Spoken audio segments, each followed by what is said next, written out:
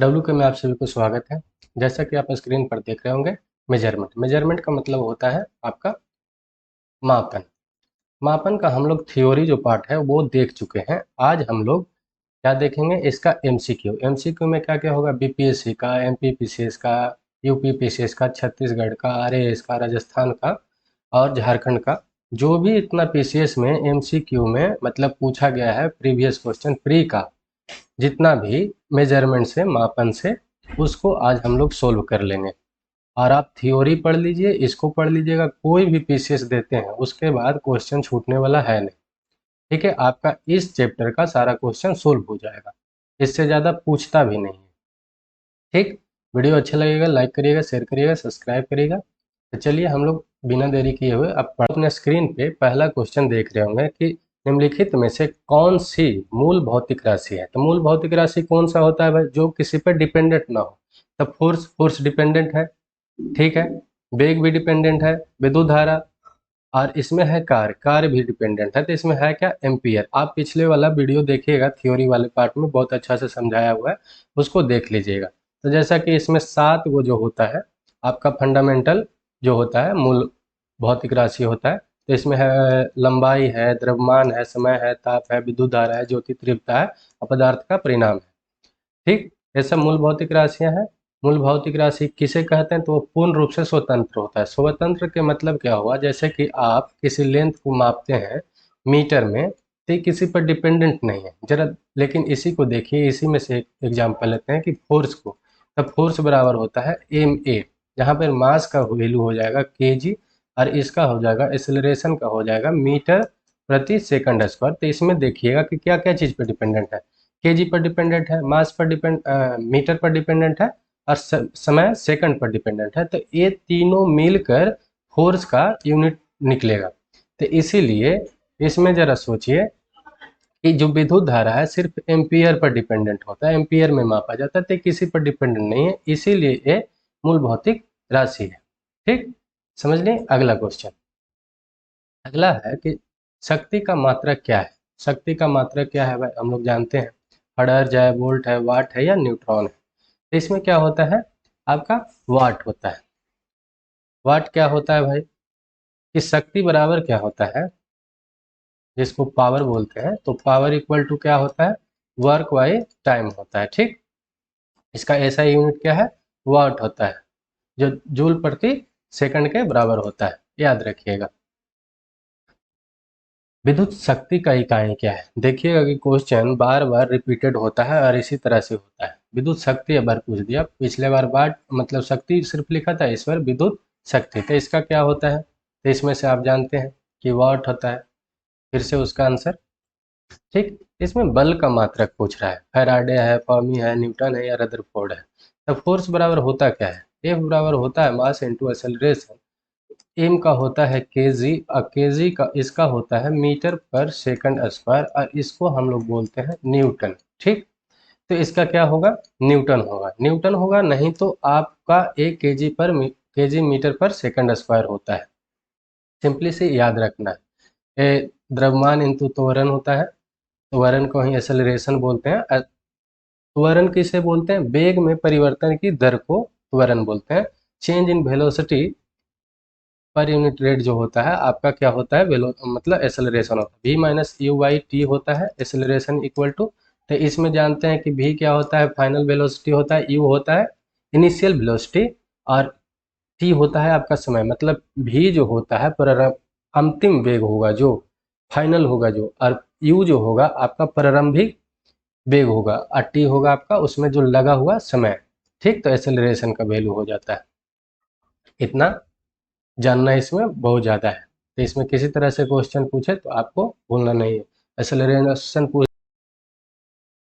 अगला जो क्वेश्चन है कि इसमें कार्य क्या है, कार्य का मात्रक क्या है। इसमें मात्रक क्या होता है, जूल है, वाट है, न्यूट्रॉन है, डायन है। डायन सीजीएस पद्धति में फोर्स का ही मात्रक होता है, सीजीएस पद्धति में तो ए तो होगा नहीं। न्यूट्रॉन तो छोड़ ही दीजिए। वाट जानते हैं कि शक्ति का होता है, शक्ति का होता है। तो इसमें क्या है बचा, क्या एक जूल बचा, तो जूल होगा। जो मतलब कार्य होता क्या है, कार्य इक्वल टू जो होता है आपका फोर्स इनटू डिस्प्लेसमेंट होता है। सिंपली से याद रखना है कि कोई भी, जैसे कि यहाँ पर भी लिखा हुआ है, जब किसी वस्तु पर बल लगाकर विस्थापन उत्पन्न किया जाता है तो फोर्स द्वारा किया गया कार्य बल तथा दिशा में विस्थापन का गुणनफल के बराबर होता है, ए होता है। ठीक, आपका विस्थापन को डिस्प्लेसमेंट बोलते हैं। ठीक, इसका एसआई जो मात्रक होता है, इसका मात्रक क्या होता है, न्यूटन मीटर होता है, न्यूटन मीटर। तो न्यूटन का क्या होता है, केजी मीटर पर सेकंड स्क्वायर, और इनटू क्या होता है, मीटर। तो आप देख लीजिए कि केजी हो गया, मीटर स्क्वायर हो गया, और सेकंड स्क्वायर हो गया, ये आपका इसका मात्रक हो गया। और इसी को हम लोग जैसे कि केजी मीटर स्क्वायर पर सेकंड स्क्वायर को क्या बोलते हैं, जूल बोलते हैं, जूल बोलते हैं। अरे ऊर्जा का भी मात्रक होता है, याद रखिएगा, ये एनर्जी का भी मात्रक होता है, ऊर्जा का भी मात्रक होता है। तो इतना याद रखना है, क्या होता है, न्यूटन मीटर होता है इसका, इसका मात्रक क्या होता है, जूल, मतलब कार्य का न्यूटन मीटर होता है। न्यूटन मीटर को कैसे हम लिखते हैं, अभी देख लिए कि केजी मीटर पर सेकंड स्क्वायर जो होता है वो जूल का मात्रक हो जाता है फिर, और जूल जो है एनर्जी मतलब ऊर्जा का भी मात्रक होता है। इतना इसमें याद रखना, इससे ज़्यादा आपको नहीं पूछेगा। वो मतलब कार्य बराबर क्या होता है, वर्क बराबर क्या होता है, तो फोर्स इंटू डिस्प्लेसमेंट होता है। अगला क्वेश्चन, आवृत्ति, आवृत्ति को मापा जाता है हर्ट्ज में, आपका मीटर पर सेकंड में, रेडियन में, वाट में, किस चीज़ में मापा जाता है। तो हम लोग जानते हैं कि इसको हर्ट्ज में मापा जाता है। आवृत्ति वो होता है जो कभी चेंजेबल नहीं होता, अनचेंजेबल भी इसको बोलते हैं। ठीक, आवृत्ति का मात्रक हर्ट्ज होता है, और जो हम लोग सुन जो सकते हैं 20 हर्ट्ज से 20,000 हर्ट्ज के बीच में सुनते हैं, 20,000 से 20,000 हर्ट्ज के बीच में, इसी के बीच में हम लोग सुन सकते हैं, इसके नीचे भी नहीं सुनते हैं, इसके ऊपर भी नहीं सुनते।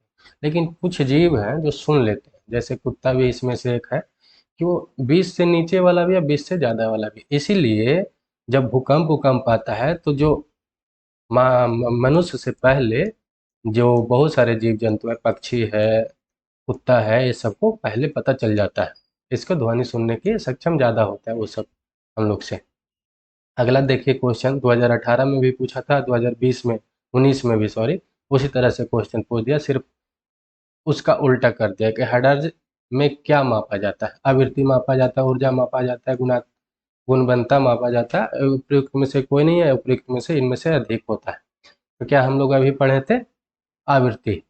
ठीक, अगला जो आपका है क्वेश्चन है कि चालक के वैद्युत प्रतिरोधकता की इकाई क्या है। ध्यान से देखिएगा, फराड होता है, वोल्ट होता है, एम्पियर होता है, या ओम होता है। इसका आंसर जो है, एमपी जो पीछे जो पूछा था उसमें एक गलत था। ठीक है, क्योंकि इसका जो होता है ओम मीटर होता है, ओम मीटर होता है। ठीक, आप याद रखिएगा, ओम का जो ऐसे होता है संकेत, और मीटर होता है, याद रखना है। इसकी ऐसा है मात्रक, देखिए, प्रतिरोध का मात्रक ओम होता है, रेजिस्टेंस का मात्रक जो होता है, प्रतिरोध का मात्रक, प्रतिरोध का मात्रक ओम होता है, सॉरी, ओम होता है। ठीक है, अरे यार ओम ही लिख, ओम होता है। और प्रतिरोधकता का मात्रा क्या होता है, ओम मीटर होता है। तो दोनों में अंतर क्या है, देखिए, जब विद्युत करंट फ्लो होता है, मतलब कि होता है, तो उसके रोकना है तो रोकता जो है रेजिस्टेंस होता है, वो सिर्फ प्रतिरोध होता है, लेकिन रोकने की जब क्षमता होता है वो प्रतिरोधकता होता है। तो अब हम लोग क्या जान गए कि विद्युत जो मतलब कोई भी चीज़ का प्रतिरोध होता है तो उसको हम रेजिस्टेंस बोलते हैं, लेकिन उसका क्षमता जब होता है तो क्या होता है, उसका प्रतिरोधकता होता है, रेजिस्टेंसबिलिटी होता है, उसी को हम कहते हैं। इसका एसआई मात्रा क्या होता है, ओम मीटर होता है। अगर विद्युत धारा का सिर्फ पूछे कोई कि प्रतिरोध क्या होता है, रेजिस्टेंस क्या होता है, मतलब विद्युत धारा जा रहा है, उस तार का प्रतिरोध कितना है, प्रतिरोध सिर्फ पूछे तो बताना है कि ओम होता है, ओम मीटर में मापा जाएगा। लेकिन उसकी क्षमता कितना है तो क्या होगा, ओम मीटर में होता है, जो प्रतिरोधकता का डिफिनेशन है कि जो उसकी क्षमता की डिनोट करता है, याद रखना है, दोनों में सिर्फ क्षमता का अंतर है। अगला, ओम मीटर की मात्रक है, ये बीपीएससी में पूछा था आपका 66 बीपीएससी में। तो प्रतिरोध का, चालक चालकता का मतलब प्रतिरोधकता का या आवेश का। तो अभी हम लोग जैसे कि देखें तो क्या होता है कि प्रतिरोधकता किसे कहते हैं? जब विद्युत धारा जब प्रवाह होता है उसमें जो प्रतिरोधकता की क्षमता कितना है, रोकने की क्षमता कितना है, तो उसी को हम लोग कहते हैं प्रतिरोधकता। तो उसको किस चीज में मापा जाता है? तो ओम मीटर में मापा जाता है। सिर्फ प्रतिरोध किस में मापा जाता है? तो ओम में मापा जाता है, याद रखिएगा। प्रकाश वर्ष इकाई है दूरी का, आयु का, समय का या प्रकाश तीव्रता का। ARS में पूछा गया, राजस्थान एडमिनिस्ट्रेटिव सर्विस जिसको बोलते हैं, MPPCS में बहुत जगह ये क्वेश्चन पूछा गया है। ये बहुत बार पूछा हुआ था, इसलिए इसमें एक ही बार दिया गया है। लेकिन अब एक ही क्वेश्चन को बार बार लिखने से भी तो क्या फायदा है। ठीक है, तो आप याद रखिएगा कि इसको दूरी का होता है। ऐसा नहीं कि प्रकाश वर्ष है तो किसी का आयु उयु का मापा जाता है। तो प्रकाश वर्ष किसे कहते हैं? जो लाइट है, सनलाइट है, उसका एक साल में जितना वो दूरी कवर करता है उसी को प्रकाश वर्ष कहते हैं। प्रकाश वर्ष किसे कहते हैं?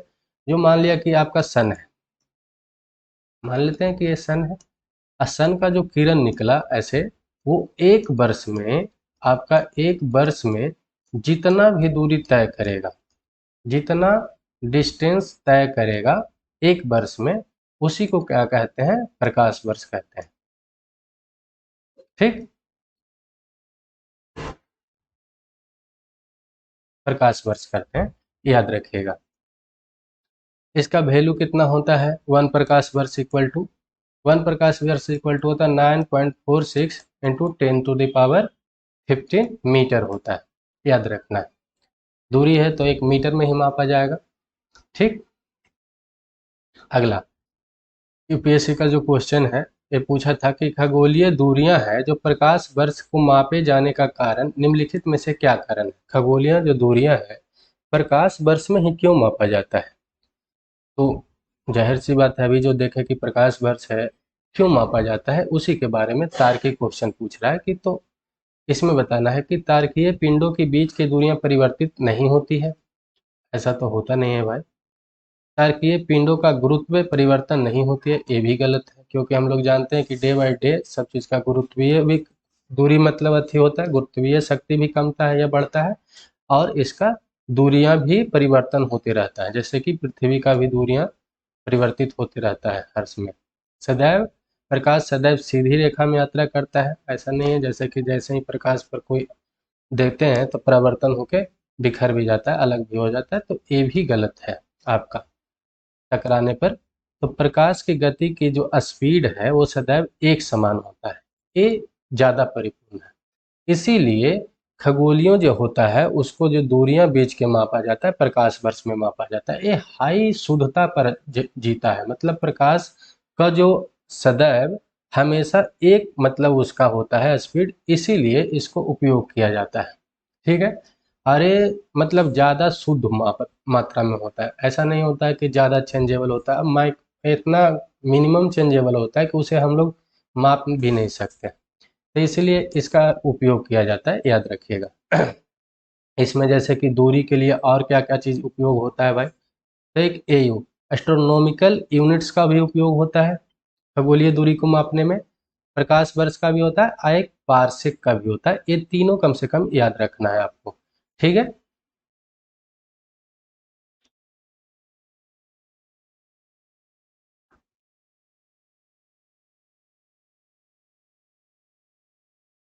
आपका पूछ रहा है कि एक वार्षिक तारों की संबंधी दूरियां मापने का मात्रक के बराबर है।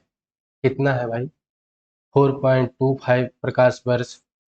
ठीक, आपका 3.25 प्रकाश वर्ष या 4.5 या 3.05। तो आपका सही जो इसमें आंसर है 3.25 प्रकाश वर्ष होता है वार्षिक बराबर। इसका संक्षिप्त में देखें तो एक वार्षिक इक्वल टू होता है 3 × 10⁻16। अरे 16 होता है। ठीक, 16 होता है। और एक प्रकाश वर्ष बराबर होता है आपका, अभी हम लोग देखे थे 9.46 इंटू 10⁻15। तो एक बार मतलब जो इसमें जब संबंध बनेगा तो क्या होगा? 3.25 प्रकाश वर्ष होगा। आप देख लीजिएगा निकाल के, यहाँ पर उतना ज़्यादा डिस्कस ज़्यादा करने के लिए नहीं है, क्योंकि हम लोग सिंपली जनरल साइंस पढ़ रहे हैं और कुछ भी नहीं। एम्पियर की मापने की इकाई है, वोल्टेज का, विद्युत धारा का, प्रतिरोध का, पावर का। इसमें से कौन सा है? छत्तीसगढ़ पीसीएस 2005 में पूछा गया था, ये बीपीएससी में भी पूछा गया है, एमपी पीसीएस में भी, यूपी में भी। इसलिए एक बार डाला गया क्योंकि बार बार एक ही क्वेश्चन को रिपीट करने से कोई फायदा है नहीं। तो इसका क्या आंसर होता है? विद्युत धारा का। और ये क्या होता है? एक मूल मात्रक भी होता है, ठीक, फंडामेंटल यूनिट भी होता है, ये भी याद रखना है। तो अगला क्वेश्चन इसमें क्या है? इसमें आपका पुट 1 से पुट 2 में मिलान करना है, सिंपली से मिलान करना है। तो हम देखते हैं त्वरण क्या चीज़ है भाई, आपका फोर्स क्या है, चार्ज क्या है, आवेग क्या है, इसको हम लोग देख लेते हैं। तो त्वरण क्या है? मीटर पर सेकंड स्क्वायर होना चाहिए, ये इसमें गलत आपको दे दिया है, तो ये तो ए होगा। एक के चार कौन है? तो देखिए सारा कट जाता है और आपका डी आंसर हो जाता है। इसमें देखिएगा फोर्स भी क्या होता है? तो न्यूटन होता है, चार्ज भी क्या होता है? तो जूल होता है, और इसका आवेग क्या क्या हो जाता है? न्यूटन मीटर हो जाता है। डी का 2, इसका आप सही से देख लेंगे, ठीक।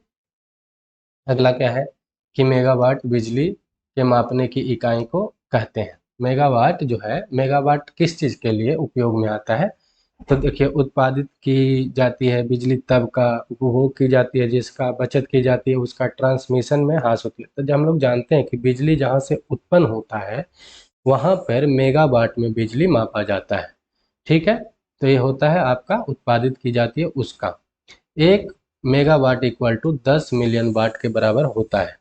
याद रखना है, एक मेगावाट इक्वल टू कितना होता है? आपका 10 मिलियन वाट इक्वल टू होता है। ये वाला मिलियन है, ठीक, कैपिटल। अगला जो आपका क्वेश्चन है कि 6 फीट के व्यक्ति को ऊंचाई जो है उसका नैनोमीटर में कितना में व्यक्त किया जा सकता है? तो इसका जो ऑप्शन है कि 183 इंटू 100 नैनोमीटर है, इसमें है कि 234 इंटू 10⁻6 नैनोमीटर है, 183 इंटू 10⁻7 है, या 181 इंटू 10⁻7 नैनोमीटर है। तो इसका सही जो आंसर होगा 183 होगा। कैसे होगा वो देख लेते हैं हम लोग। जैसे कि आप जानते हैं कि एक नैनोमीटर इक्वल टू क्या होता है? एक नैनोमीटर इक्वल टू होता है आपका 10⁻⁻9 मीटर होता है।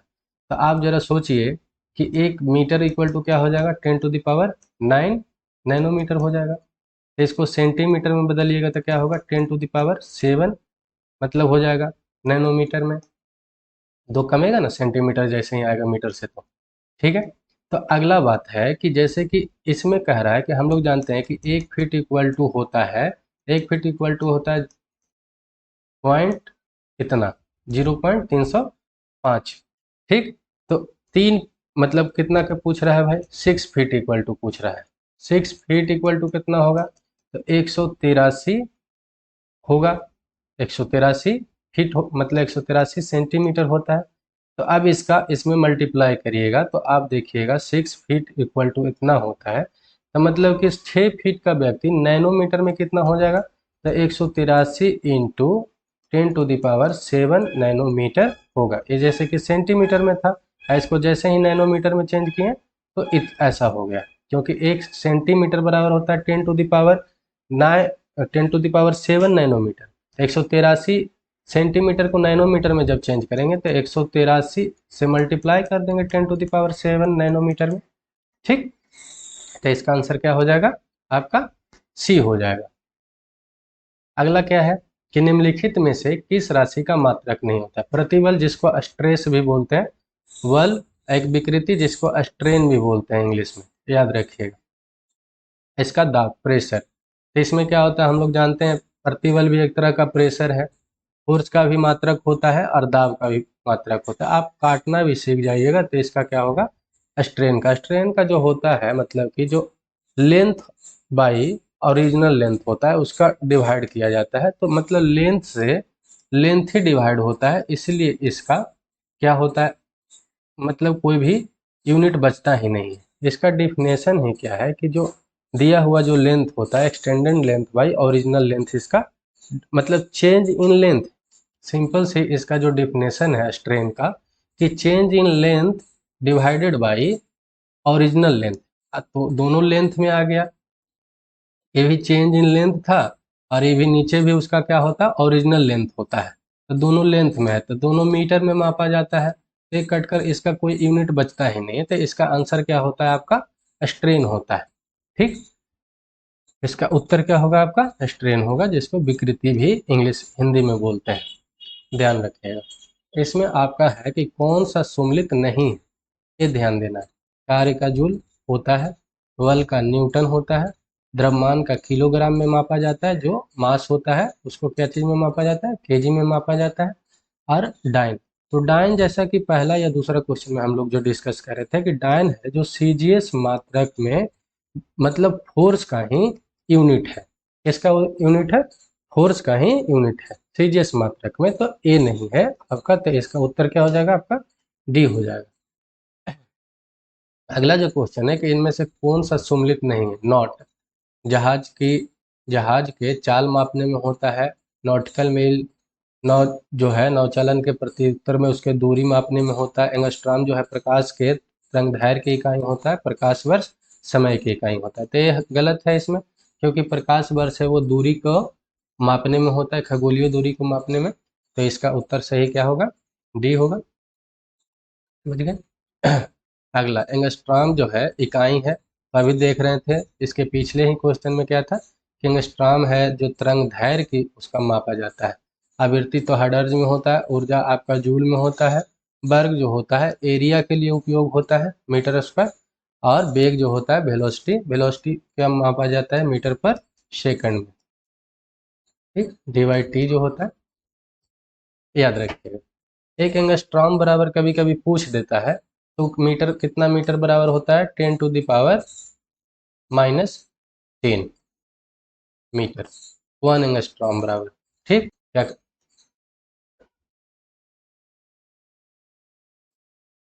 अगला जो आपका क्वेश्चन है कि एक हॉर्स पावर में कितने वाट होते हैं? तो 1000 वाट होता है, 750 होता है, 746 है, या 748? तो इसका आंसर हम लोग जानते हैं कि 746 वाट होता है, सी होता है। तो मतलब पावर कहते किसे हैं? तो कार्य जो कोई भी करता है उसके द्वारा कितना दर से किया जाता है उसी को हम लोग शक्ति कहते हैं। कोई कार्य है कितना दर से किया जाता है, कितना रेट पर किया जाता है, उसका समर्थ या शक्ति कहते हैं। उसको किस चीज में मापा जाता है? वाट में। ठीक, एक हॉर्स पावर मतलब एक जो घोड़ा का जो शक्ति है, अश्व जो शक्ति है आपका, यहाँ पे आपका एक होगा, एक वाट बराबर जो एक अश्व शक्ति बराबर कितना होता है? 746 वाट। ठीक, जूल ऊर्जा है उसी से संबंधित है जिसे पास्कल से संबंधित करते हैं, तो किस में होगा आपका? मात्रा में होगा। जैसे कि जूल है ऊर्जा से संबंधित है, तो जो पास्कल है किस चीज से संबंधित है? तो क्या है? मात्रा से है, दबाव से है, या घनत्व से है, या शुद्धता से है, किससे है आपको बताना है। तो पास्कल हम लोग जानते हैं कि प्रेशर का मतलब दबाव का उसका यूनिट है। तब प्रेशर बराबर क्या होता है भाई? फोर्स बाई एरिया होता है। फोर्स का क्या होता है वैल्यू कि केजी मीटर पर सेकंड स्क्वायर होता है, जिसको हम लोग न्यूटन भी बोलते हैं, और न्यूटन बाई मीटर स्क्वायर को ही हम लोग क्या बोलते हैं? पास्कल बोलते हैं, याद रखिएगा ये वाला चीज। तो क्या इसका आंसर हो जाएगा आपका बी हो जाएगा। पास्कल किस चीज से संबंधित है? दबाव या प्रेशर से। एक माइक्रोन बराबर कितना होता है?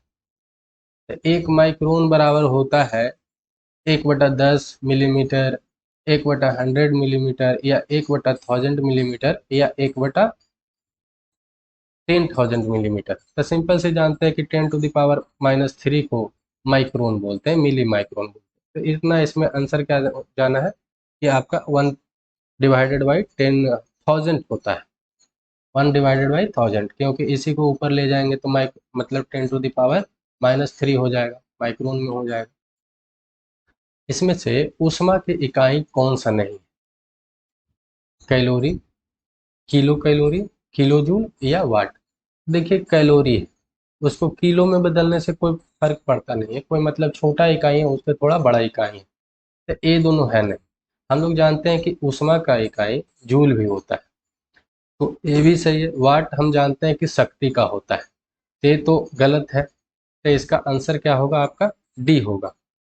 ठीक, याद रखना है। और एक वाट इक्वल टू कितना होता है, 1 जूल प्रति सेकंड भी होता है, इसको याद रखना है।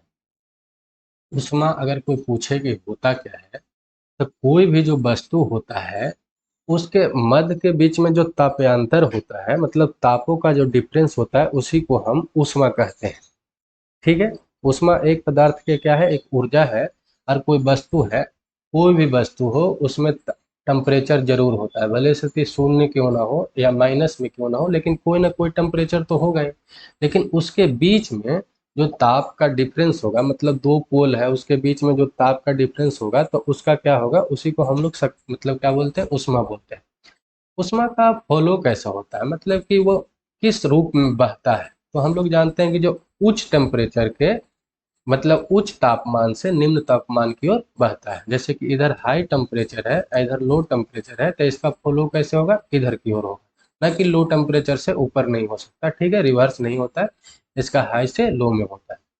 ठीक, याद रखना है इतना चीज। तो 1 किलोमीटर बराबर कितना होता है, क्या तात्पर्य है, बीपीएससी का क्वेश्चन है। तो 1 किलोमीटर बराबर क्या होता है, 100 मीटर होता है, 1000 मीटर होता है, 1000 सेंटीमीटर होता है, या 100 सेंटीमीटर। तो हम लोग सिंपल से जानते हैं कि 1000 मीटर बराबर, 1000 मीटर के बराबर होता है 1 किलोमीटर। 1 किलोमीटर, तो इसको आंसर कितना होगा आपका, सी हो जाएगा।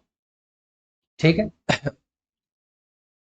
मीटर क्या है, एक दूरी मापने की इकाई है जो 100 मीटर के बराबर हो मतलब 1000 मीटर के बराबर होता है। इसको तो पढ़ने से भी क्या फायदा है, 1 मीटर इक्वल टू कितना सेंटीमीटर होता है, तो 100 सेंटीमीटर होता है, ये याद रखना है।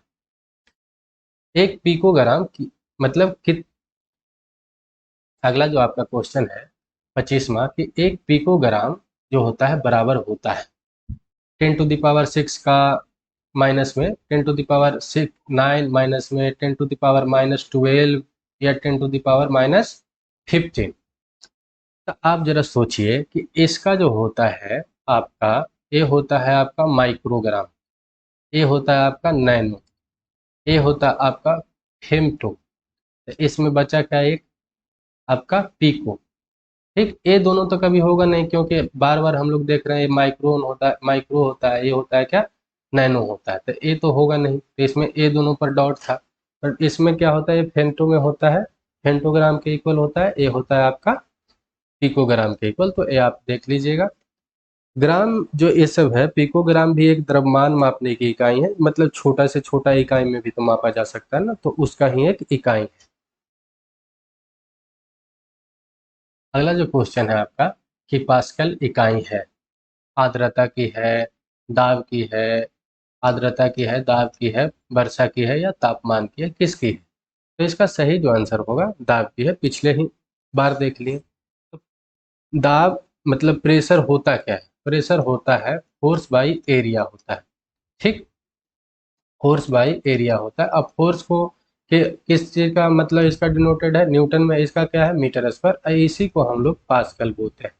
ठीक, याद रखना है, न्यूटन मीटर स्क्वायर को ही हम लोग पास्कल बोलते हैं। तो दाब की इकाई क्या है, फिर से अगला क्वेश्चन बीपीएससी में, क्या न्यूटन वर्ग मीटर स्क्वायर होगा, या न्यूटन मीटर होगा, या न्यूटन होगा, या न्यूटन प्रति मीटर होगा। तो अभी हम लोग देखें कि न्यूटन मीटर स्क्वायर होता है, तो इसका आंसर क्या हो जाएगा आपका, ए हो जाएगा। परिस्थिति, एटमॉस्फेरिक प्रेशर की इकाई क्या है, वार है, नॉट है, जूल है, ओम है। तो ओम तो रेजिस्टेंस का है, प्रतिरोध का है। जूल है कार्य का या ऊर्जा का। नॉट है जो इस जानते हैं कि यूज होता है समुद्री दूरी को मापने में। तो आपका एक बचा वार, तो वार है क्या, एटमॉस्फेरिक प्रेशर मापने में। ठीक, निम्नलिखित में से कौन सा एक आदिश राशि है, सदिश राशियां और अदिश राशियां याद रखना, आप थ्योरी पार्ट में भी देख लीजिएगा, ऐसे बता देते हैं। आदिश राशियां वो होते हैं जिसमें सिर्फ मैग्नीट्यूड होता है, जिसमें सिर्फ और सिर्फ परिणाम होता है। ठीक, और सदिश राशियां किसे बोलते हैं, जिसे वेक्टर क्वांटिटी भी बोलते हैं, जिसमें मैग्नीट्यूड प्लस डायरेक्शन भी हो, मतलब जिसमें परिणाम प्लस दिशा भी हो, और जिसमें सिर्फ परिणाम हो उसको क्या बोलते हैं, अदिश राशियां बोलते हैं।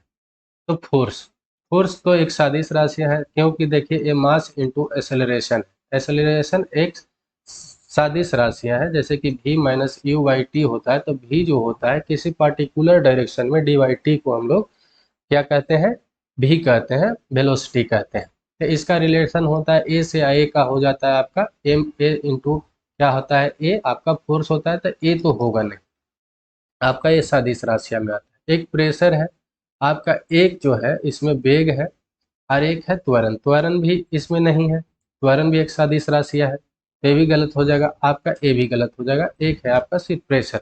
जैसे कि आप सिंपली सी देखिएगा कि आप किसी चीज का बोतल लीजिए और बोतल में पानी डालिए और पानी में किसी चीज को ऊपर से और डालिए, तो उसका प्रेशर देखिएगा कि चारों ओर लगाता है, ठीक, वो एक पार्टिकुलर डायरेक्शन में नहीं लगा पाता, मतलब वो लगाएगा तो सब जगह पे लगाएगा। या किसी चीज को, बोतल को ही लीजिए और बाहर से प्रेशराइज करिए, आप एक बिंदु पर ही करिएगा तो उसका देखिएगा कि उसमें गोलाकार ऐसे करके निर्माण होगा, ऐसे उसमें, मतलब वो चारों तरफ फोर्स लगाने की, मतलब प्रेशर लगाने की कोशिश करता है, तो इसका कोई डायरेक्शन नहीं होता है, ठीक, सिर्फ इसमें परिणाम होता है, इसलिए ये क्या होता है, एक अदिश राशियां होता है।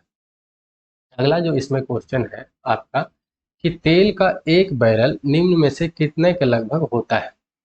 एक इसमें है 131 लीटर के बराबर होता है, 159 लीटर के बराबर होता है, 169 या 201।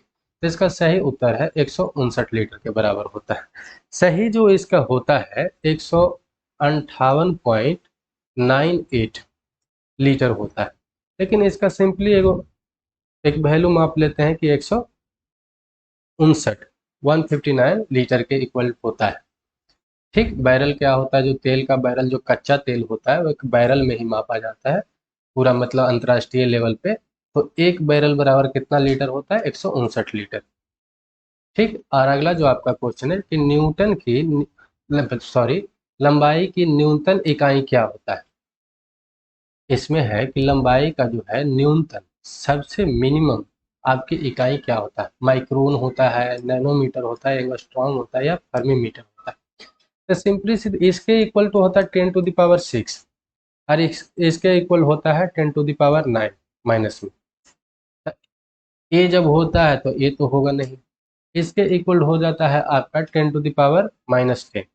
तो ए जब भी होता है भाई इससे भी छोटा है तो नैनो वाला भी नहीं होगा। अब हमें में क्या होता है कि 10⁻⁻15 होता है, जब 10⁻15 वाला है अवेलेबल, तो फिर एंगस्ट्रॉम भी नहीं होगा, मतलब ए तो होगा नहीं, अगर ए वाला भी अवेलेबल है तो इसका मतलब क्या होगा कि फर्मीमीटर होता है। 10⁻ जो -15 होता है वो लंबाई का न्यूनतम इकाई है, क्या है, एक मिनिमम इकाई है।